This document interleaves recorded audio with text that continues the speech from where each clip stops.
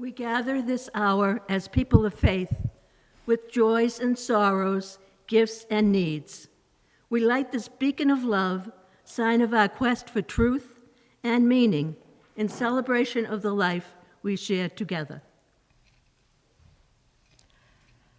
And to that flame, we add the light of the first 2 candles of Advent, a joyful reminder of the coming of Christmas and the promise of peace, the unquenchable presence of hope and the strength that comes through faith and through love.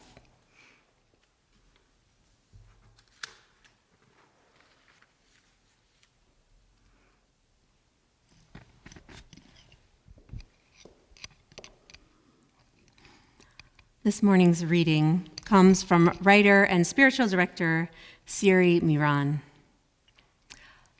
My father is a Lutheran pastor, so to me, Christmas is chaos.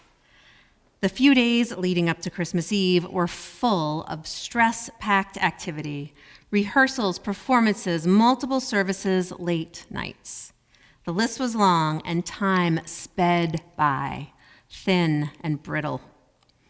In our family, the holidays rarely felt reverent and never felt restful. Christmas is the extrovert of the church calendar. It's social and busy. It's loud and flashy and well-fed and adorned. It's beautiful and charismatic and has the most wonderful story to tell.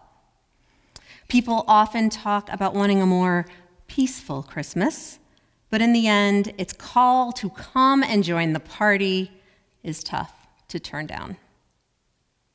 Christmas is the guest that everyone is eagerly watching for. We're looking out the window, checking our watches, squealing with glee, and clamoring to the door as it finally pulls into the driveway. It's here, it's here. Maybe this is why I've always loved Advent. Advent is an introvert's season. Advent is expectant and full of hope. There's a solemn quality to the waiting, not dour or dreary, something grounded and okay with stillness. A quality that honors the waiting itself as sacred. It's a patient season. It asks us to be patient too. Advent asks us to make peace with the lingering and reminds us that we can. It gently shows us that there can be deep joy in the in-between place. Certainly, there's room for both the celebratory and the subdued. I just find that when Advent rolls around, my heart is so hungry for that deliberate quieting in the midst of the noise. The church in America does a lot of talking.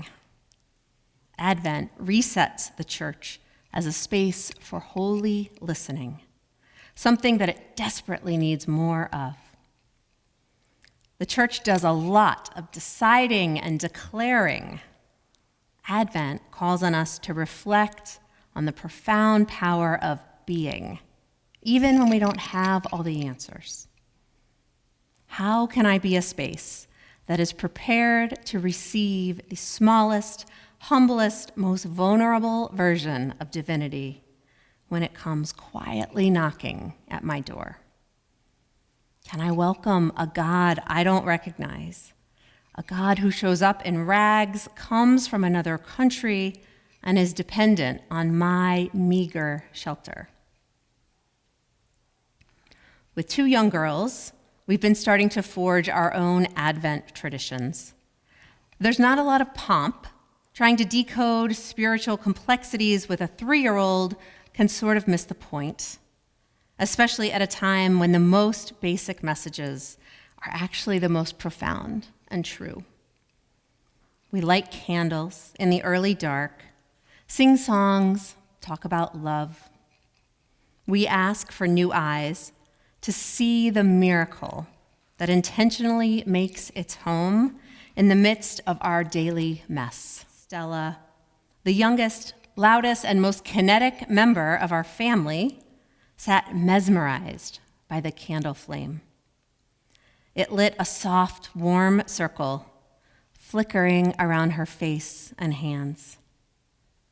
She stared in a rare moment of silence and then smiled. "Look," she said, wonder-drenched and wise. "It's reaching for me. The light, it's trying to reach me." Peace before us, peace behind us, peace under our feet. Peace within us, peace over us, let all around us be peace. Love before us, love behind us, love under our feet. Love within us, love over us, let all around us be love. While most of the news I read these days elicits a response that could be described as unbecoming to a minister,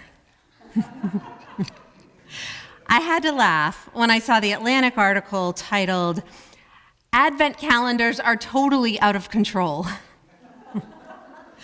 I just returned from my family's Thanksgiving, where I gave my niece Trader Joe's Advent calendar for cats. While I stand by the 24 days of freeze-dried salmon treats, I do take the author Ellen Cushing's point that in 2025, Advent seems mostly to represent an opportunity to pluck miniature diversions out of perforated cardboard compartments.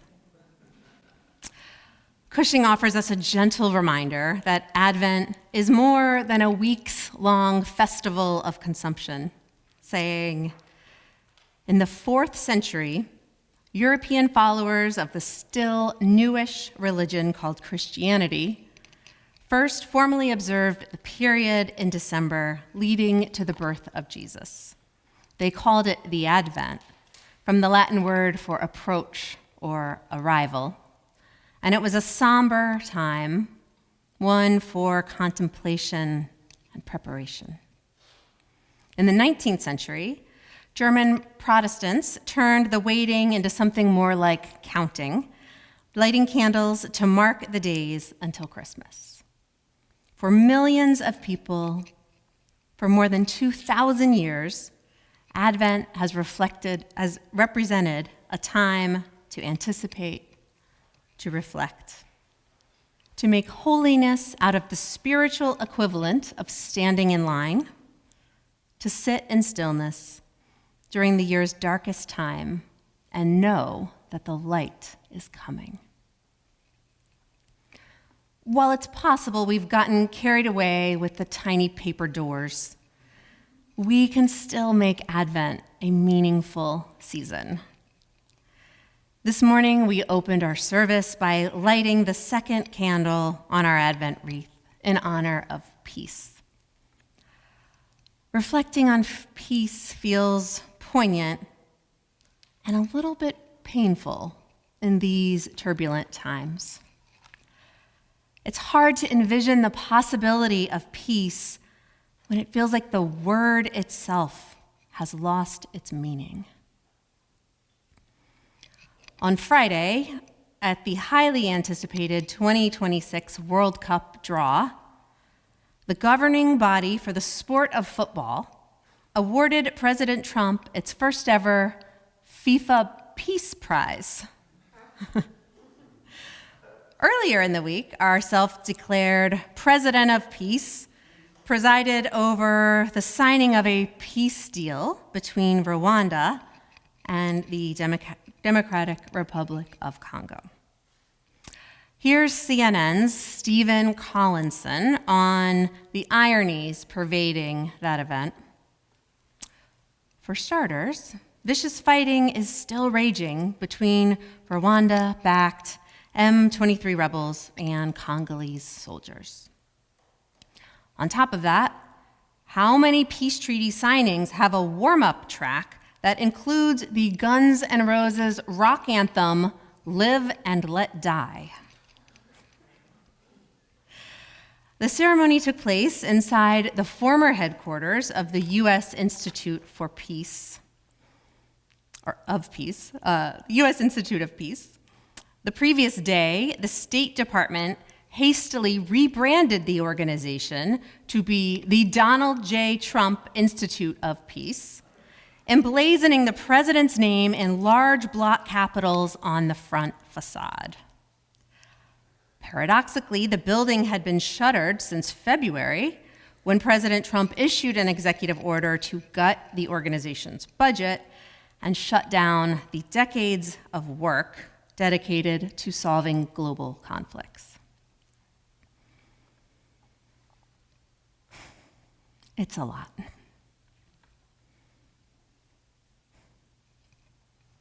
On Christmas Eve of 1914, the weather turned bitterly cold, and the muddy slush froze in the trenches where the troops were bunkered along the Western Front. On the German side, soldiers began lighting candles. British sentries reported to commanding officers that there appeared to be small lights raised on poles or bayonets. Some enemy troops were holding Christmas trees over their heads with lighted candles in the branches. Within moments, a few German soldiers began singing, and it was soon picked up along the German line as others harmonized. Stille Nacht, Heilige Nacht.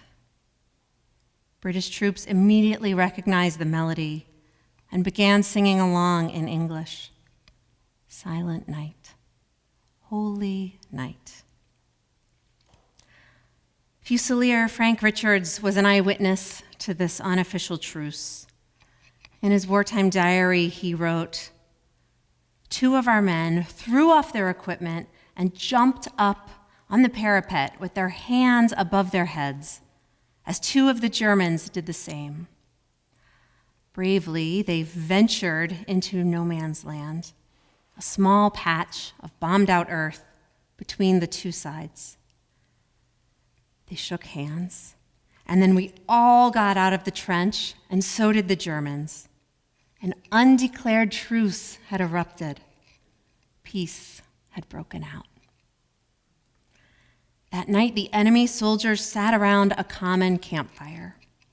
They exchanged small gifts, chocolate bars, buttons, badges, and small tins of processed beef. Men who only hours earlier had been shooting to kill one another were sharing Christmas festivities and showing each other family snapshots. And on earth, peace and goodwill to all people."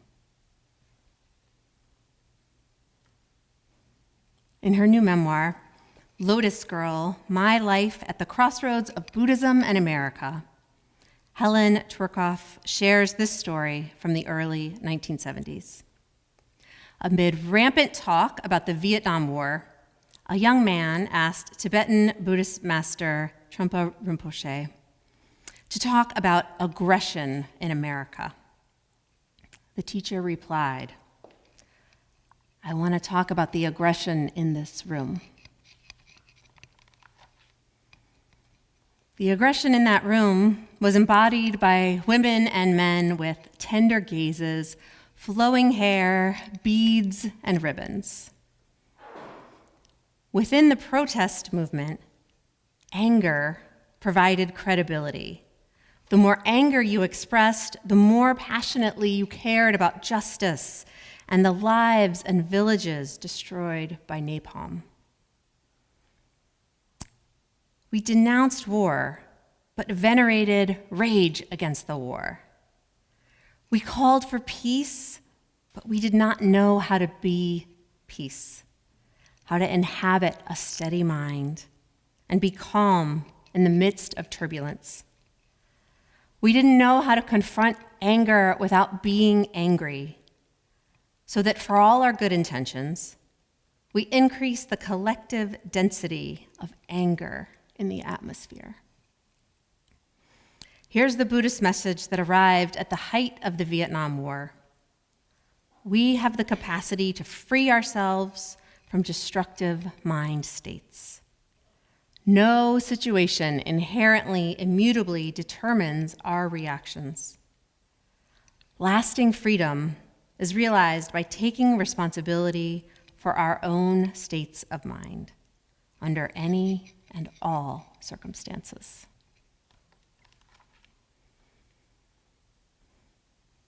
I am looking out now at a room full of people of faith, people of good heart. In these times, our Unitarian Universalist values call us to resist the daily onslaught of violence, cruelty, and dehumanization. In the face of such atrocities, our initial reaction is often anxiety or anger. And we nurture that upset because we care so deeply. If I worry enough, I can impact the outcome, right? Probably not. It may seem counterintuitive, but peace is actually the spiritual superpower that will change the world. While the architects of this age of disinformation are desperately trying to co-opt peace, they are destined to fail. Peace is pervasive.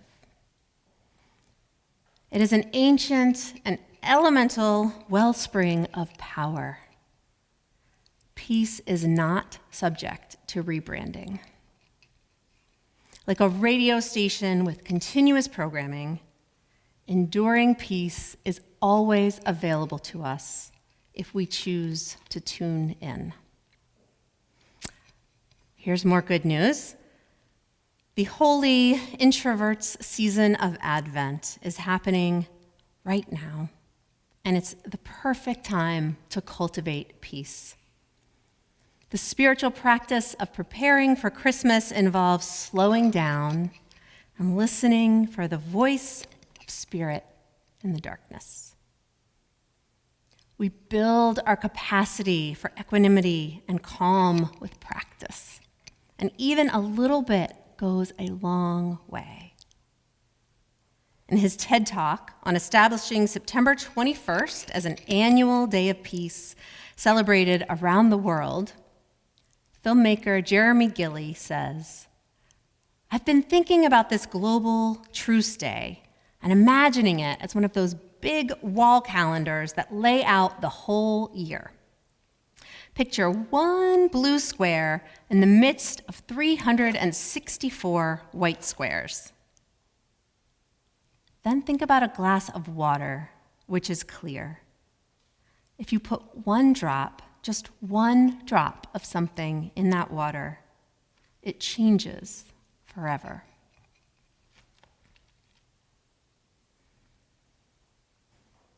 Peace is a practice rooted in mindfulness. Buddhist monk and scholar Thich Nhat Hanh tells us that peace is made of peace. Peace is a living substance we build our lives with. It is not only made of discussions and treaties. To infuse our world with peace, we must walk in peace, speak with peace, and listen with peace.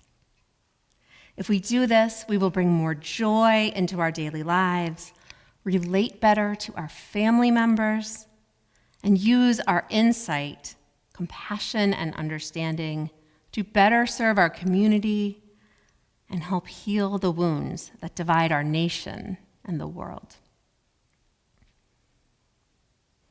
My friends, the light is trying to reach us. May we discover the rich gifts of the Advent season in the days ahead. Take comfort in knowing that, like the German and British soldiers, each of us carries the seeds of peace.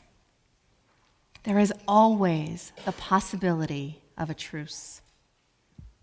The path to lasting freedom is through our states of mind. Peace is made of peace. Peace is our spiritual superpower, and it will change the world. Amen.